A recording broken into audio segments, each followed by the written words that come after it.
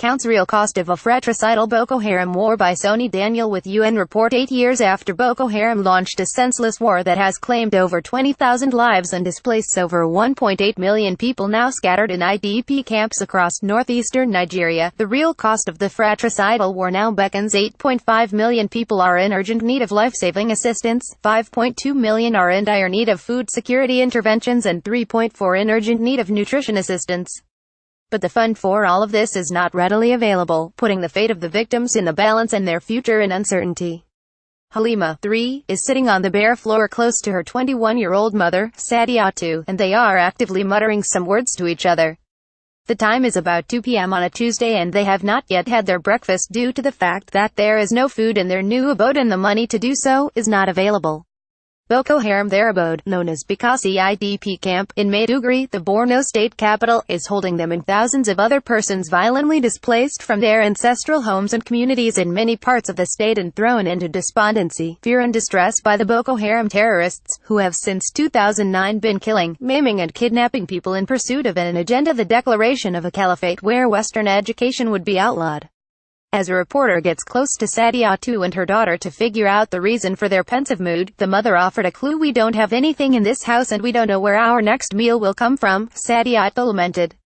As she narrates her Jeremiah to a team of reporters, other occupants of the makeshift camp, a housing estate planned by the Borno state government but hurriedly converted to a holding camp for the displaced victims, many other IPDs gather around to describe their pitiable situations. Adamu Shehu, 12, an orphan, is moving from one hut in the camp to the other in search of any form of provision, having lost her 2 parents to the Boko Haram terrorists when they struck Gua over 3 years ago. Beyond the violent killing of his parents, Adamu said their home was razed by the insurgents and other members of the family killed, wounded or taken away to unknown destination. Sadiatu, Halima and Adamu are just a few of the thousands of IDPs squatting at the Bekasi camp provided by the Borno state government and receiving material and logistical support from the United Nations Office for the Coordination of Humanitarian Affairs, UNOCHA. No fewer than 5 of such camps have been provided by the Borno state government to provide temporary accommodation for the IDPs and protect them from further exploitation by their tormentors. The 3 are among the 1.8 million victims of the Boko Haram insurgency, which has claimed no fewer than 20,000 lives and destroyed many hitherto flourishing communities and displaced their inhabitants across the 6 northeast states of Nigeria, sparking one of the world's worst refugee scenarios. According to OCHA, the humanitarian crisis in Nigeria's northeast and the Lake Chad region is one of the most severe in the world today, with 8.5 million in need of humanitarian assistance in 2017 in the worst affected states of Borno, Adamawa and Yobe, with the war now in its 8th year, showing no signs of abating. Beyond the 8.5 people in need of humanitarian assistance, no fewer than 1.7 million, according to OCHA, are internally displaced in the 3 states, with 80% of them in Borno state alone, the epicenter of the crisis, and over half of them living outside IDP camps in local communities, who are themselves said to be among the world's poorest people. Aside that, 6.1 million people in the area are in need of protection, while no fewer than 4,000 women and girls are reported to have been abducted since 2009 by the insurgents. UNOCHA, in its latest update on the crisis entitled Northeast Humanitarian Review, noted, civilians continue to bear the brunt of a conflict that has resulted in widespread forced displacement, violations of international humanitarian and human laws, severe protection concerns, and a food and nutrition crisis of massive proportions. Insecurity, especially in swaths of Borno state, continues to hamper humanitarian operations. However, through coordinated logistics and civil-military coordination efforts, humanitarian teams can now access some areas that were previously inaccessible. This has revealed new depth of devastation and humanitarian need, OCHA said. The atrocities of Boko Haram is that in most cases whole communities have been destroyed, farmlands set ablaze and the inhabitants killed or kidnapped, while women have been serially raped and turned into machines and suicide bombers. The situation is dire. Food is no longer coming from the farms of those communities destroyed by the insurgents, while those left behind, if any, are too scared to go their farms for any kind of cultivation. This has brought about a serious threat to food security and opened the potential for starvation and malnutrition across the northeast. The lingering threats and attacks by the insurgents have also blocked accessibility in some of the states in the northeast to humanitarian assistance providers.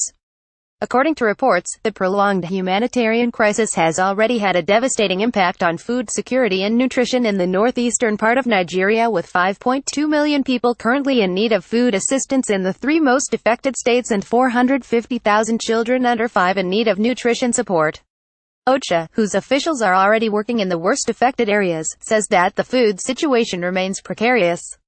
It notes rapid food assessments were recently carried out in eastern Borno, and high food deficits and high food prices remain pronounced across the three areas surveyed in Banki, Gwa and Polka.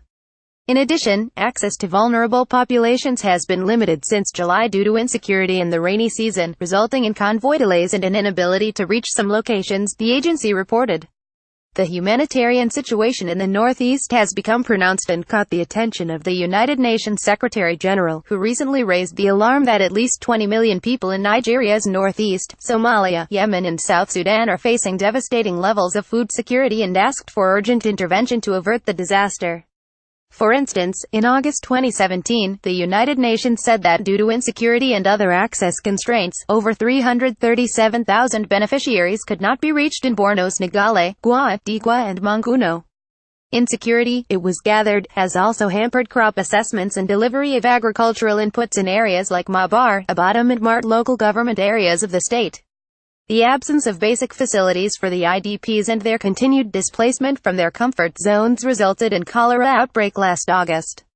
As at August 31, 2017, there were 125 suspected cases of cholera in Maiduguri, Dikwa and Mangono, and 8 suspected cholera-related deaths. But apparently, in a move to properly organize humanitarian assistance in Nigeria and give succor to the IDPs in the Northeast, UNOCHA has scaled up its operations in Nigeria with the launching of Nigerian Humanitarian Fund, NHF, a country-based pooled fund managed by the UNOCHA in support of life-saving humanitarian and recovery operations. As a result of the launch of the fund, over 90 humanitarian organizations have aided about 4.5 million of the IDPs with nutrition, food, shelter, health, education, protection, water and sanitation support.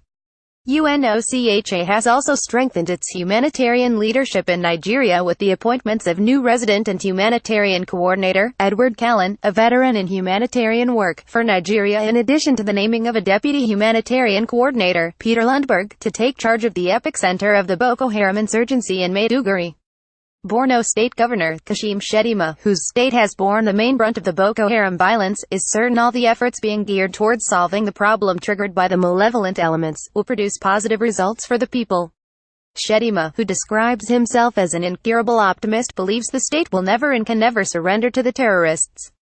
We will certainly defeat the terrorists and create a conducive atmosphere for the displaced people to return to their communities to restart their lives, the governor vowed.